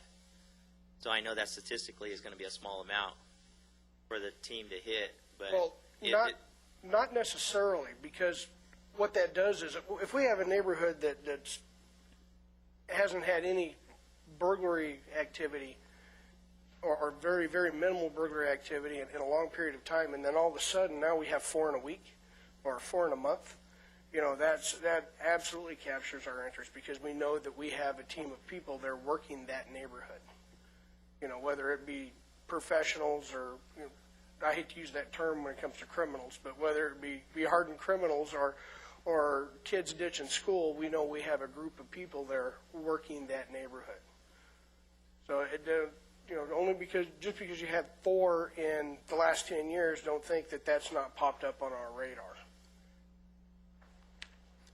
Yeah, we actually had a sting operation that took place. It was in the paper just the other day, where they arrested several people that were involved and recovered $40,000 to $50,000 worth of stolen merchandise from burglaries. So, in the last 2 weeks, we've served a total of 9 search warrants, and we've recovered a tremendous amount of property and taken 11 people to jail. So it's working. We're working on it. I just wanted to say that we're in the same neighborhood, and I printed out a map. Could I give it to you? Oh, absolutely. That's it's just a self-enclosed little neighborhood, but it's been terrible. Okay, I strongly suggest that you pick up a Neighborhood Watch pamphlet. Give us a call. We'll send you out a booklet of information. We'll come out. We'll give you an orientation. We'll get you involved in Neighborhood Watch. Okay, very good. Okay, talking about burglary, the 3 Ds of burglaries: to deter, detect, and delay. We want to what's called harden the target. And again, we use catchphrases like in any industry, but hardening the target is just making it more difficult for the burglar to commit the crime by way of lighting, landscaping, locks on the windows and doors. Lighting is probably the most important thing that you can put in. We recommend that you have sensor lights. If somebody in the evening comes onto your property, steps onto your driveway, you have a sensor that notifies that light to come on. We have you put them in the front of the house, maybe on the side and the back of the house, so if anybody's on your property, those lights are going to come on. We ask people to put on lights that are on detectors in the home, so if you come home in the evening, when you get home from work, it's already dark, you want to have a light that comes on automatically before you arrive home. At dusk, you have a light that comes on in the living room area, and maybe another one that comes on 15 or 20 minutes later in a bedroom area, so it looks like there's motion going on in the house. Again, these are all deterrents, because we've got people that are going around the neighborhoods that watch the neighborhoods. They watch the comings and goings of people. They want to see whether or not there's activity in a house. We have people that we call them knockers. They'll come up and knock on your front door. And we tell everybody, respond to the knock. Whether you open the door or not, we don't say open the door. If you're a woman, you're home alone, by all means, don't open the door, but acknowledge the knock. Let them know that you're in the house. Go away. I don't want any, whatever you're selling. I don't have it here or don't want it here. I'm calling the sheriff. I'm getting my gun. My dog's in the house. Whatever you want to tell them to go away, but at least you acknowledge that you're in the house. Most of the time, they don't want to confront people.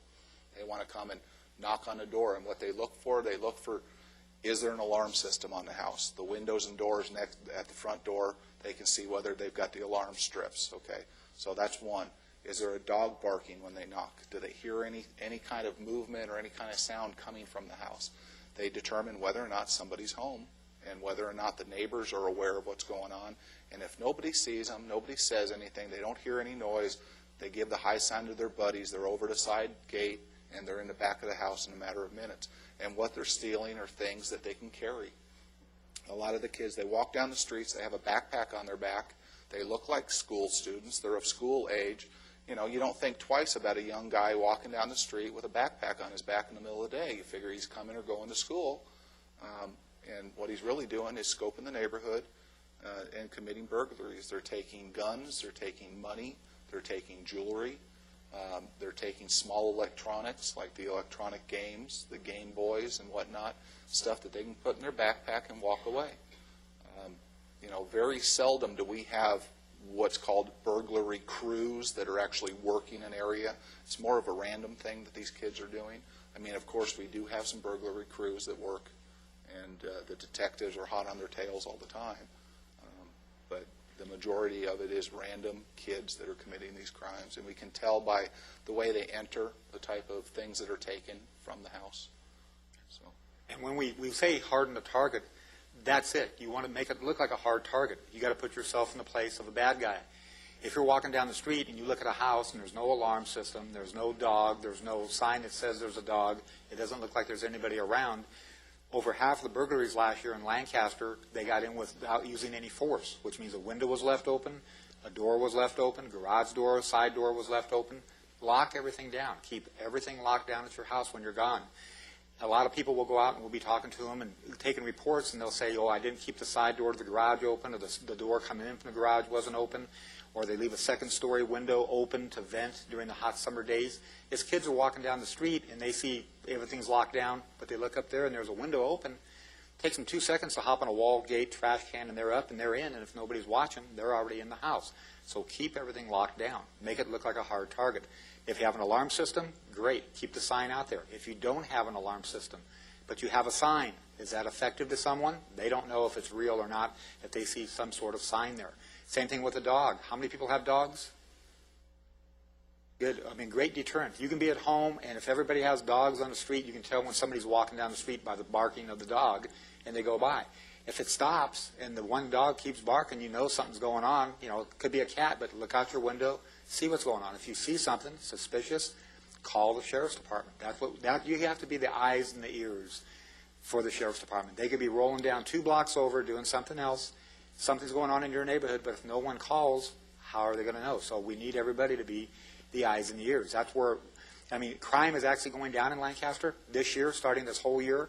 It was going up, what, about 4%, 4 to 6%, and Right, it went down 2%. 207, yeah. It's not a drastic move, but it is if you look at it, because it's turning the other way, and all year long it's been going down, and that's due a lot of it to Neighborhood Watch. Going from 10 Neighborhood Watches to over 140, over 3,000 people involved, calling, watching out for their neighbors.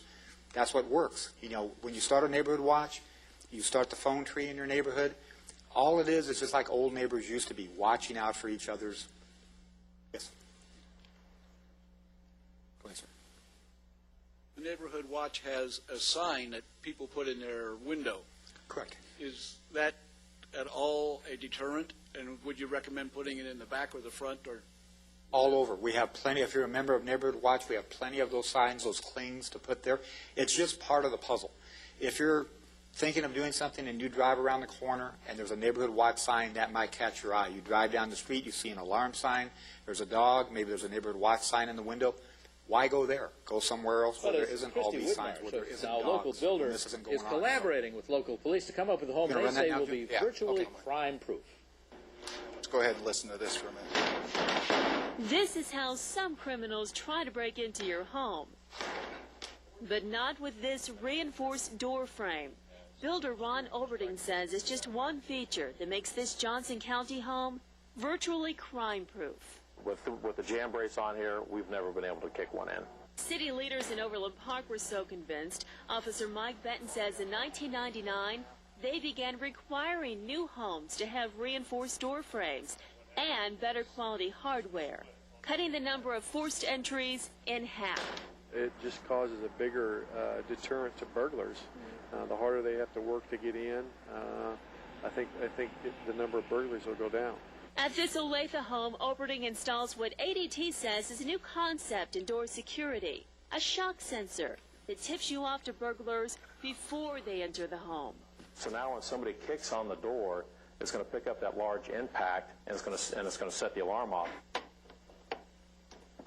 Don't bother breaking in here either. These casement windows include shock sensors and laminated glass.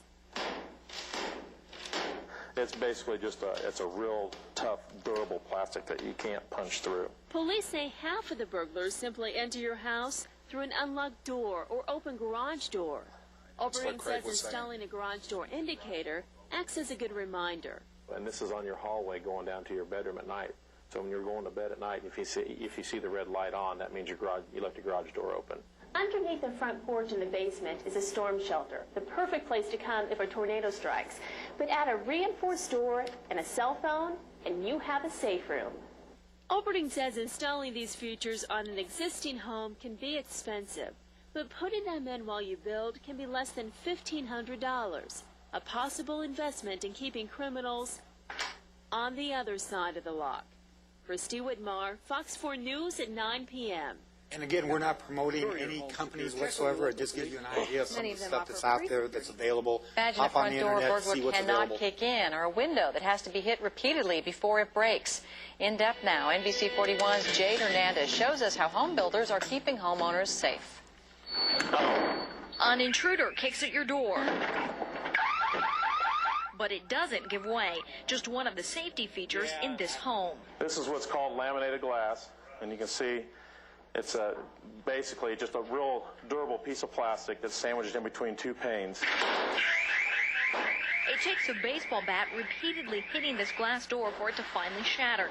And just down the hall from these sliding doors. If this red light is on like it is right now, that means you left one of your garage doors open. The development of testing products and incorporating it into a home construction phase is probably something that is extremely new. This house goes on the market for $185,000. The safety feature package costs just a fraction of that at just under $1,500. And the home builder says there's a reason for that. It's 10 times easier to do it while the house is under construction. These are products that are out there and they're available, just not very many people know about them yet. But they're home safety items Olberding bets any homeowner would install if they knew. With photographer Eric Schultz, Jade Hernandez, NBC 41 News.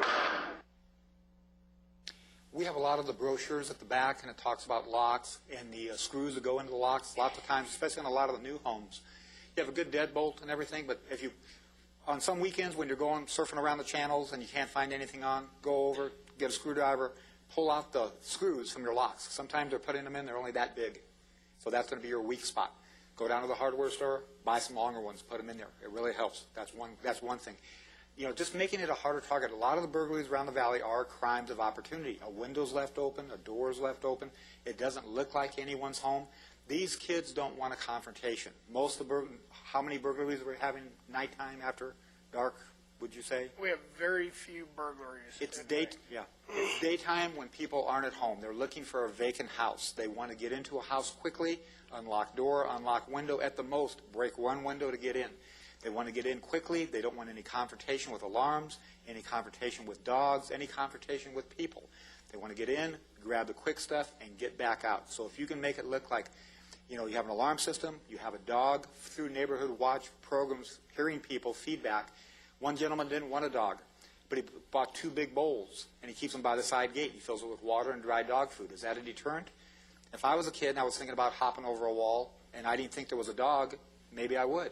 But if I saw a little Chihuahua bowl, maybe I still would. But if I see a big bowl, I'd have second thought. I mean, why go into a house with an alarm?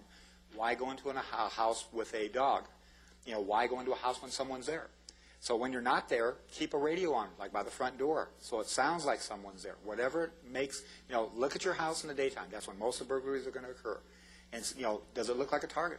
If your house has an alarm, your house has a dog, it sounds like someone's at home, most likely they're not going to enter there. They're going to go down the street where there isn't an alarm, there isn't a dog, and they think no one's at home.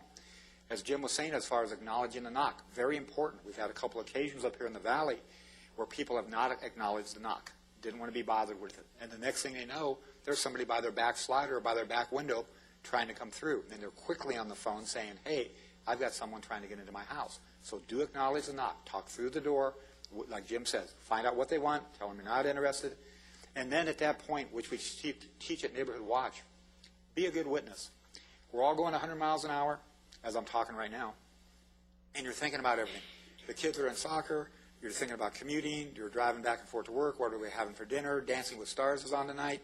All this is going on. And you get that, and sometimes even on the weekend, you get that knock on the door, the dog barks, you know, there goes the doorbell, and you go and you open that door, and you're face-to-face with somebody you really don't want to talk to right then.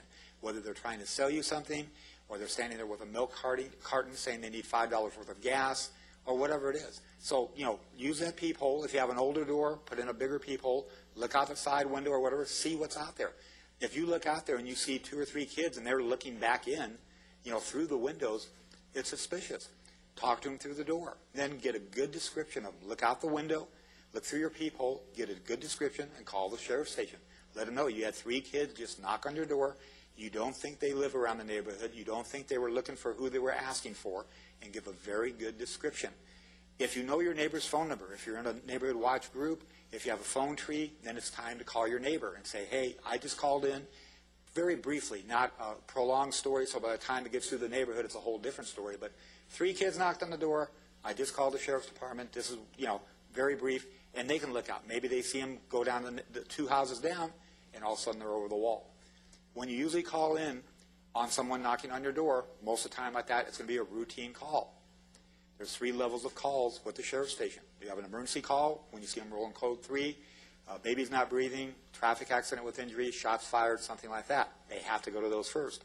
Next thing would be a priority call where somebody is going over a wall, there's a fight, there's weapons, something that's elevated. Everything else kind of comes in, suspicious vehicles, suspicious kids, as a routine call. Should you call in? Yes, always call in. Will the sheriff's department always get there in time when that suspicious vehicle is across the street? Honestly, maybe not. They could be 2 blocks, they're heading right there, and they get another priority call. They have to go to the priority calls first. Same thing if you were calling saying, hey, there's someone trying to get in my back door right now, as opposed to someone, there's a suspicious vehicle out there, they're going to go to someone trying to get in the back door. They have to do it that way. But every call creates a tag. There's a call number. They will get to the area. They will check the area, give a good description of the vehicle or the people. As they roll in, they'll be looking for them as they roll in, and they don't just go to one location, oh, car's not there. They'll go through the area looking, see if they can find it. They might even find it later in the day, but you've given a good description. Say that car, they didn't do anything that day, but that car shows up 2 weeks later, and then there's a burglary in the area. Well, you called in, you had a very good description of the car, maybe even a plate. If you can get a plate, that's fantastic. But always call in, please. That's what we're emphasizing. I mean, you're the eyes and the ears. This only works because the sheriff's department's doing their best job. The city's trying to step up, give the sheriff's department everything they need as far as resources, and then everybody needs to start calling in. That's what makes it work. Now, one of the things that we offer, I'll get to you in 1 second, is a home security inspection. And I will go out during the day, or Craig will go out during the day, and we'll do a home security inspection for your residents. We'll check your doors and windows, make sure they're up to par, whether you have an alarm system. I went and did one the other day, and that's why I wanted to show the video about the door jams and the glass, because I'm talking to these folks, and they had a great alarm system. They had sensor lights. They had everything right, motion detectors inside. Their landscaping was trimmed down.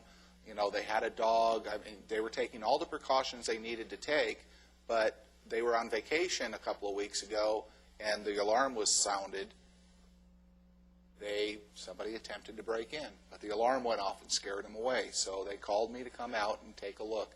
And as I told them as we were talking, is if somebody really wants to get in, regardless of all these things that you put in place, they can boot the door or they can break a window and they can get in. Craig and Shelley went to this conference in Sacramento last week, and this was one of the DVDs that they brought back, and I said, that's the answer right there. If you have doors that can't be booted in, and you have windows that can't be broken, and you have an alarm system and all the other things we put in place, you've got a fortress that nobody's going to get into. Now, is it going to cost money to do that? Absolutely. But if you are really bent on securing your property, that may be what we have to do. But it's a huge deterrent. Nobody's going to take the time to try and break into a home that is secured in that manner. It takes too much time. It's too difficult for them. They're going to go for the easy mark. And can it happen? Yes, it can happen. You can do everything right. You can have everything in place. It can still happen. But most of these burglaries are crimes of opportunity where they are walking down the street. They think no one's home. They think there isn't a dog. And they'll try. It's just like the flow of water. They'll try for the less resistance. I mean, think about it. If the car door is open, they're going to go in a car. If a side door is open and they can see it from the side gate and go over and get in the garage, they're going to do it. If the garage door is up that high, they're going to do it. But if you try and it gives that appearance, most of the people are going to bypass and go somewhere else. Go ahead. Back in April, I was robbed. I had 2 dirt bikes stolen, about $4,000 in tools. I remember. And the incredible job that the detectives did, they recovered about 50% of that. One dirt bike and about half the tools. My question was, Mr. Winke mentioned that they watch you And the fact that my metal building where the stuff was kept is not visible from the front of the house, the sides of the house, to the back of the house, someone knew the stuff was there. When you look at the building, it doesn't even look like a place where things like that would be kept. And when you mentioned that they're watching the neighborhoods, I'm wondering if you had some specific behavior traits to look for. I mean, how do they watch a building? How do they watch a neighborhood? I'll let you take Well, it. Specifically, if Oftentimes, and the majority of the time, the people that are doing this are your neighbors, and that's the reality. And it's sad, but the reality is they're your neighbors. They know when you come and go because they're there.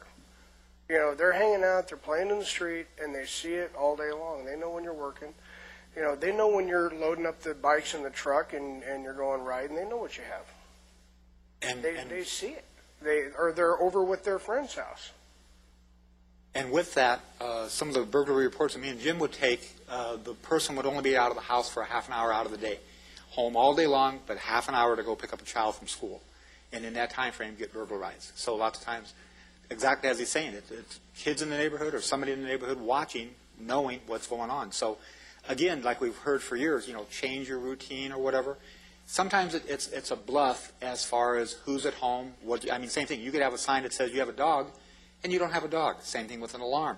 When you're leaving your house, if you're leaving your house and you see someone out there that doesn't look right to you, and you get that feeling in your gut that, you know, oh, this doesn't trust that feeling. Yeah, it doesn't look right, and still, you know, we've all done it. You know, you get in your car, you're driving down the road, and you're thinking, that didn't look right and everything. A recent burglary in one of the areas, that happened. Neighborhood watch. They came out, they saw some kids close by, it didn't feel right to them. They went out, they came back, they got burglarized. If you see people, call in. Or, unless you have to go pick up your child right now in front of the school and they're 5 years old and they're going to be hitchhiking, you know, go back in your house. If you don't have to leave right then, go back in your house. You know, look out the window, see what's going on. If you leave... Kids don't hitchhike. Yeah.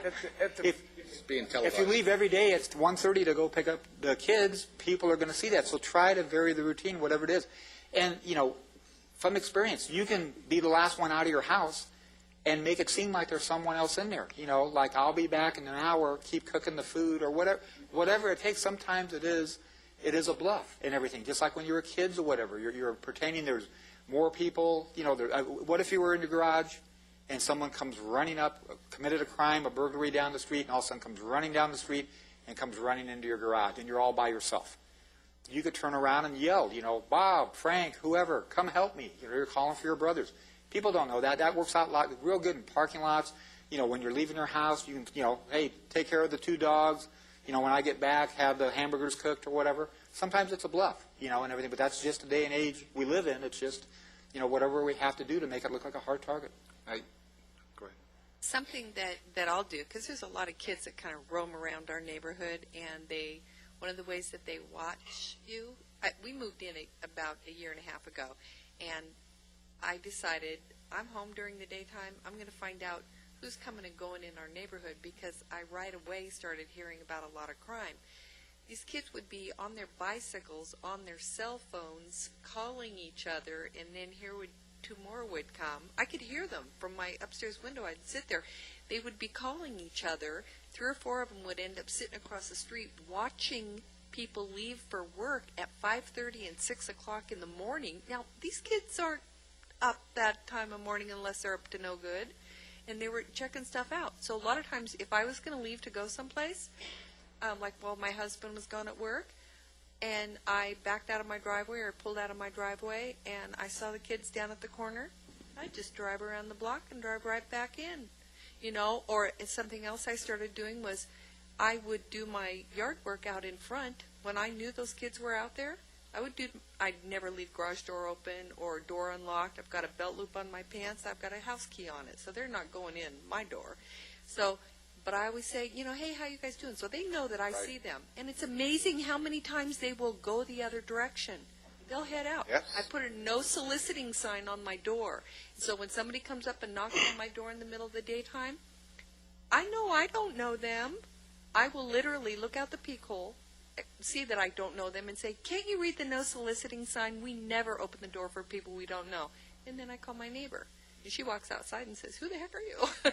So, you know, I mean, everybody has to watch out for everybody. Exactly. She's doing exactly the right thing. Exactly, and sometimes that's a tremendous deterrent, and that's very important. You don't have to stick your neck out. You don't have to jump out of your car and confront them, but let them know that you see them. And we had one lady, God bless her, you know, she, as she put it, she'd been on this earth a long time, and she doesn't care anymore.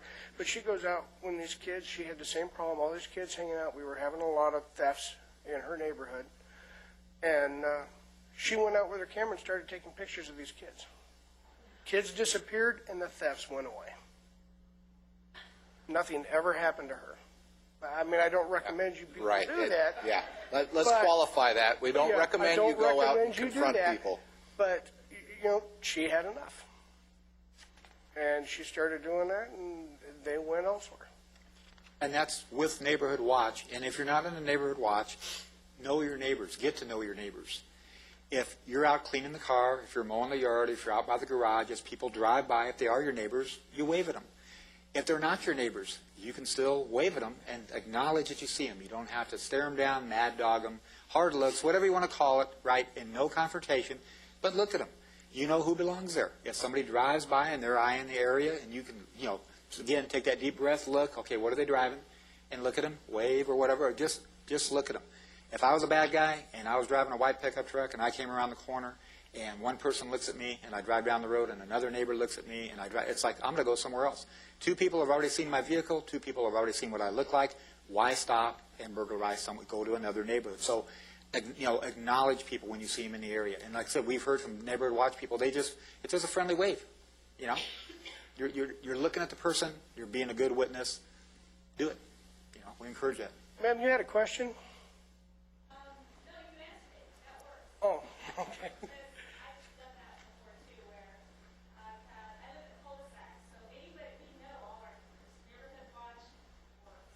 And it does. And you can spend thousands and thousands of dollars on a burglar alarm system. And they're great systems. I don't discourage people from doing that. But the best, absolutely the best burglar alarm system that you will ever have is to know your neighbors. Your neighbors are your best burglar alarm system. And when I say know your neighbors, I mean know their names. Have their phone numbers, including their cell phone numbers. Know how to get in touch with them. Know when they're going on vacation. Know when they're going to be back. And it's all part of the Neighborhood Watch program. Obviously, everybody has neighbors in their neighborhood that they don't want them to know anything about them. And that's, you know, everybody has it. But you can work around that. But if that house knows that everybody else is watching them, then they're going to lay low. And even if they're not, they're certainly not doing it in their neighborhood because they know they'll probably get caught. But you need to know your neighbors. You know, one of my favorite neighbors is our neighborhood busybody, our street busybody. She's a retired lady. I love her to death. The mailbox is in front of her house, and she knows everybody's business. She knows everybody's schedule, and she's wonderful. Yeah, She's wonderful. People like that are worth their weight in gold. And our street, she actually runs our vacation checklist program, basically. She knows when the neighbors on our street are out.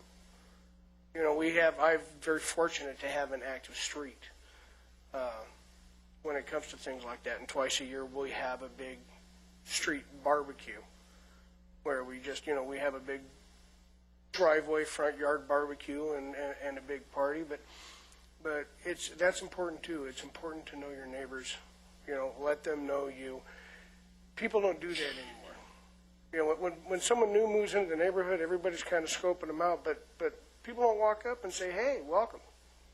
It used to be you'd move into a new neighborhood, the neighbors would come over and bring you a pie and welcome you to the neighborhood, and that's gone away. We need to bring that back. We need to have that community spirit again.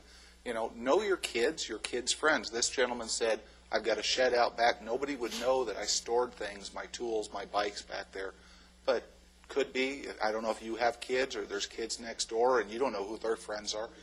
You know, pay attention to the kids in the neighborhood. You know, if you do have children, know where they're at, know who they're hanging out with. I mean, when your kids get in trouble, when are they getting in trouble? They're hanging with somebody new. Well, where does Johnny live? Oh, he lives over there. No, where does Johnny live? What's his address? What's his phone number? If you're going to Johnny's house, is anybody home?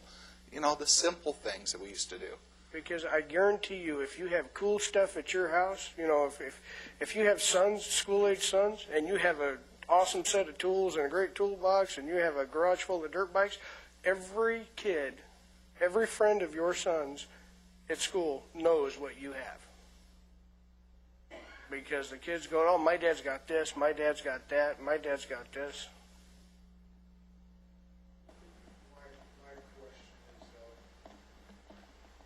Got a mic there somewhere. We already know who did the job. They're in prison right now, serving a state prison. Everybody's in the audience going, yes. Oh, absolutely. Absolutely. But my guard will never be left down again, I promise you that. No. And unfortunately, it's a terrible way to get a wake-up call. Right. Yeah, because my stuff was locked. They basically took the air conditioner out of the wall, climbed in through the hole, used my tools to take the locks apart and got the doors open and rolled them out the front gate after hatcheting the door open with my hatchet at the front gate. So they worked hard, but my curiosity is still, how did they know they were there? My son's 12 years old. His dirt bike is still at large. No. I don't suspect anyone he communicates with would have, I'm just wondering how, basically there were Crips that did this, the Fudgetown Crips. How they knew they were there, I'm trying to connect the path, whether, it's the house that I suspect on our street, there's one house. I still think that, yes, there was someone watching my house, and I think they were informed, the people who actually performed the job were informed of the presence of these items. And you're probably absolutely right. It may take me the rest of my life to figure out how they found it. Maybe you had another question? Hang on a second. They can't hear you on the mic, so give us 1 second.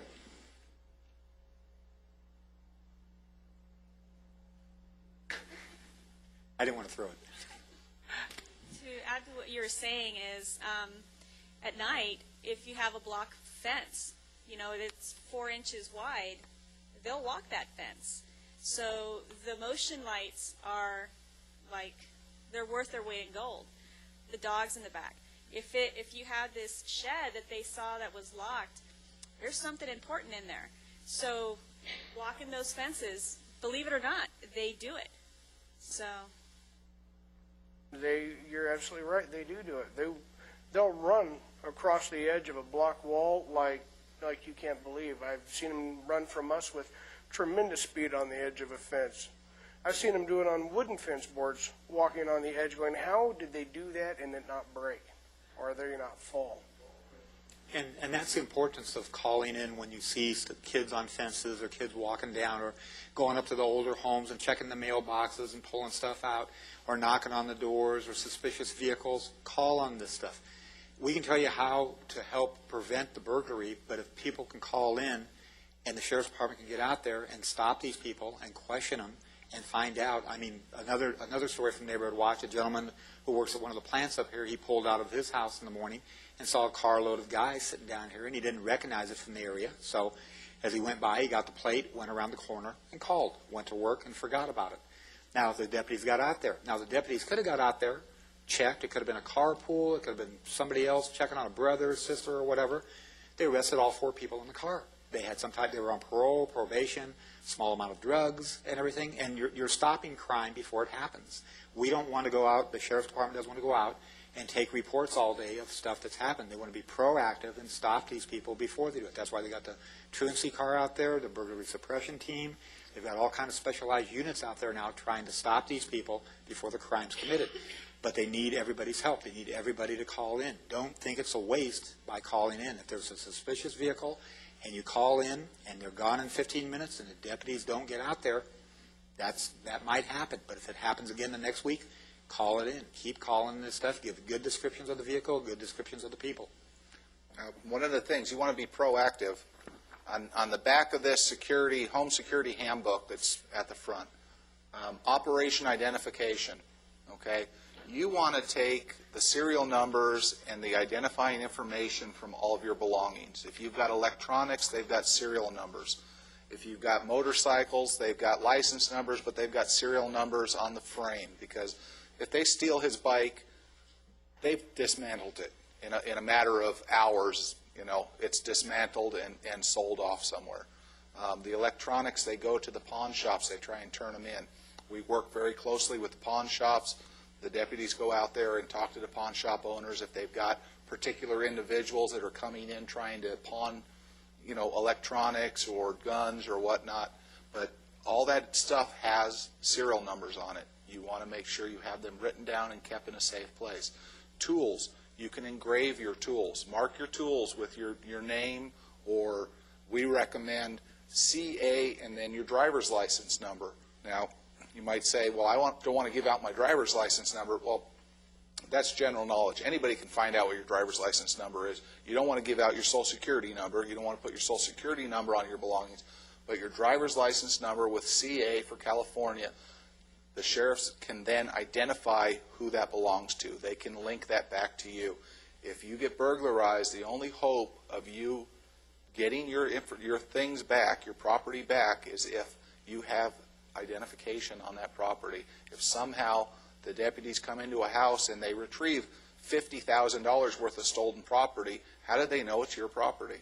It's because it's identified. And in your report, you put those serial numbers, you know, the make, model, color, all that kind of stuff. So take the time to do that. Take this list, you know, ditto copy it off, write down all your information, and keep it in a safe deposit box or in a safe place somewhere. You got a question, sir? A couple questions. The Sheriff's Department has a vacation watch program through the CSOs, and how does that, or does it coordinate with Neighborhood Watch in any way? It's actually run through our civilian volunteer program, and they'll get a sheet of vacation. People can come into the station lobby and ask the front counter personnel for a vacation sheet. You just simply fill it out and turn it into the counter people, and then when it's in effect, we send our volunteers on patrol out, and they check the house. And if they have a radio, and if they see anything suspicious or out of the ordinary, then they will call deputies over. They'll get a hold of our dispatch and call deputies over to come check it out. Do they walk around the house or just drive by? They'll actually go up and they'll check your door. They won't climb fences. You know, they don't want to tear up any property, but they'll physically get out and check your door. Because my backyard goes onto a major street with a wall that's easy to climb over. Right. So I suspect if I'm going to be burglarized, I got a suspicion that it's going to come from the back more so than the front. So if they're not coming around to see that the sliding door in the back is open or not there, or one of the sliding windows has been removed, because I understand that's fairly easy to do also. Yeah, they're probably not going to come onto your property. They're not going to go into your backyard and check. Unfortunately, it just isn't practical for them to do it, and then we can't go onto your property without authorization. If you have an alarm that sounds, of course the deputies are going to respond, and they're going to surround the house, and they're going to go into the yard. Yeah, that's a different story. But for a vacation check, they're going to come by and just look for suspicious activity. Maybe, you know, flashlights inside the house, motion inside the house when there shouldn't be any. You know, vehicles parked. And that's where knowing your neighbors on both sides and letting them know, you know, if you're good with them, let them know that you're going to be gone. Keep an eye out. If you do have a dog, and maybe you're going to kennel them if you're going to be gone, but have the sign, beware of dog.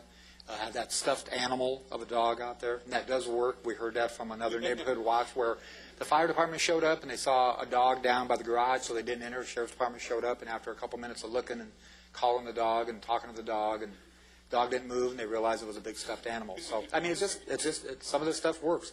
Natural terrain at the back of your housing, too.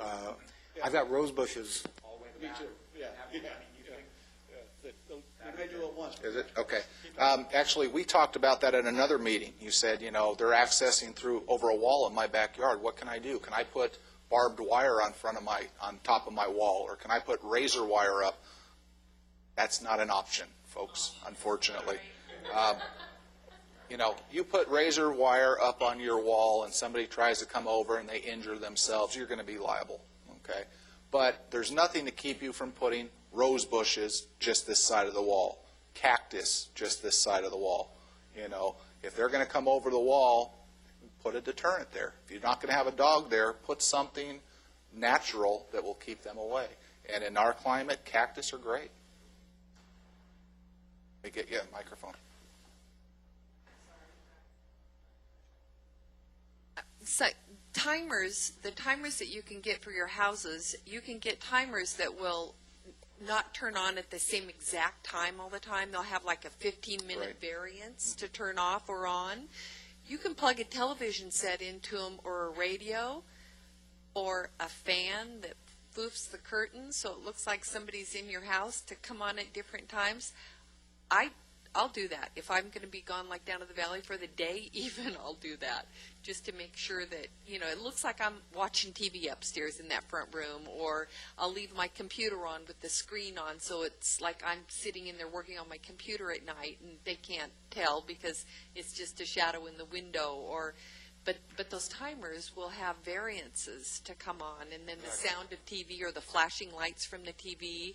You can see that stuff at other people's houses, you know, so it's like, oh, they're home watching TV or what, you know. So I always do stuff like that and tell my neighbors to do that too when after they pack up the motor home and take 2 days to get packed to go for their trip and leave their windows open. So. Well, and unfortunately, and that's a good point. And we've had several instances where, you know, people spend a lot of money on security systems and then don't use them. Yes. They don't turn them on.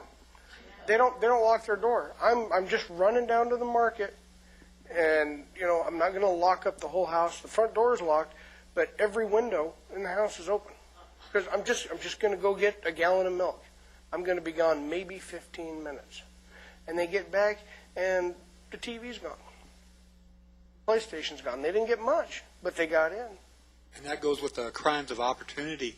Again, true story, a gentleman on a Saturday morning goes out, cleaning his truck, he's happy, he goes back in to get some lemonade, he's only in there a couple minutes, comes back out, blue sky, birds are chirping, clean truck, he's happy, and he looks in the corner of the garage and his golf clubs are gone.